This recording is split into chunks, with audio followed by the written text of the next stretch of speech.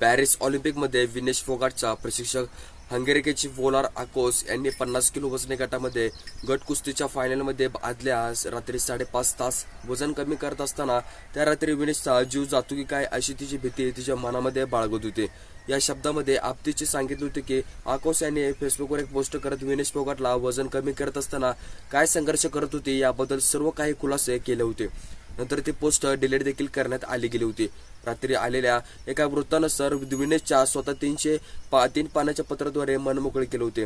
यामध्ये त्याने म्हटलं होते की विविध परिस्थितीमध्ये 2032 पर्यंत लढू शकतो, कारण माझ्या सुद्धा अजून बरीच कुस्ती शिल्लक आहे। विनेशला पत्र ठेवल्यानंतर टीकेचे धनी ठरलेले प्रशिक्षक आकोस पोस्टमध्ये म्हटले होते की दुसऱ्या दिवशी वजन करण्यापूर्वी टीमने शक्य ते प्रयत्न केले होते जेणेकरून विनेश अंतिम फेरीमध्ये खेळू शकेल। उपांत्य फेरीमध्ये 2.7 वजन किलो अतिरिक्त वजन होते। 1 तास 20 मिनिट व्यायाम केला। 1.5 किलो वजन असून सुद्धा शिल्लक 50 मिनिटं सोना बाद केल्यानंतर घामाचा एक थेंबही दिसला नव्हता। कोणतेही पर्याय उतरला नव्हता। त्यानंतर मध्यरात्री ते पहाटे 5:30 वाजेपर्यंत तिने वेगवेगळ्या कार्डिओ मशीन्सवर व्यायाम केला गेला होता आणि कुस्तीची मूव केल्यानंतर त्यातही फक्त 2 ते 3 मिनिटं विश्रांती घ्यायची होती। मग ती सुरुवात करायची तर एकदा तर एका जमिनीवर कोसळायला आणि तिला कधीतरी तिला उठायला एक हातपुसरसारखा थरार तिच्या लिहिले गेलं होतं। पण तिचं वजन कमी करण्यासाठी प्रयत्नामध्ये तिने रात्री तिचा जीव गेला असता असं मला वाटत गेलं होतं। कामगिरी हिरावू शकतो पण विनेशला अपात्र ठरवून तिला अश्रू अनावर झाले होते, पण तिने डगमगले नाही। आम्ही पण त्या रात्री रुग्णालयामधून परताना बोलत होतो की विनेश म्हणाले होते की सर दुःखी होऊ नका, कारण मी तुम्हाला सांगितले होते जर मी कोणत्याही कठीण परिस्थितीमध्ये सापडले तर मला जास्तीत जास्त ऊर्जा मी जगातील सर्वोत्तम महिला कुस्तीपटू जपानचे युई सुसाकी यांनी हरवले होते। तिचे विचार मनामध्ये असायला हवे, त्याला ध्येय तिला साध्य करायला होतं।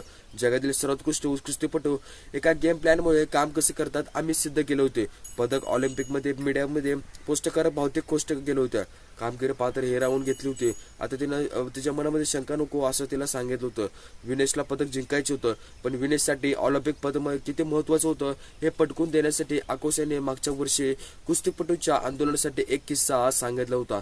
बजरंग पुनिया हे साक्षी मलिक आणि हरिद्वार येथे एका पदगंगेमध्ये विसर्जित करण्याचा निर्णय घेतला होता। विनेशने साक्षी बजरंगला त्याच्या मेहनतीवर मिळवलेल्या ऑलिम्पिक पदक एका नदीमध्ये विसर्जित करू नयेत अशी विनंती त्याला केली गेली होती।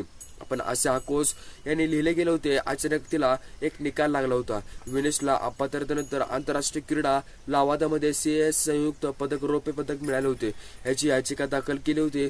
तिला स्वीकृत झाल्यानंतर एका निकालाची तारीख पुढे ढकलली होती। 16 ऑगस्ट निकाली येईल असं क्रीडा लवादने सांगितले गेले होते, पण असं असताना 14 ऑगस्ट तिची याचिका फेटाळल्यानंतर वृत्त समोर आले गेले होते।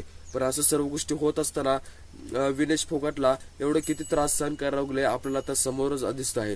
त्यामुळे व्हिडिओ इथंच थांबवतो। व्हिडिओ कसं वाटला, व्हिडिओ आवडल्यास व्हिडिओ लाईक करायला अजिबात विसरू नका। भेटू अशा नवीन व्हिडिओमध्ये, तोपर्यंत बाय बाय।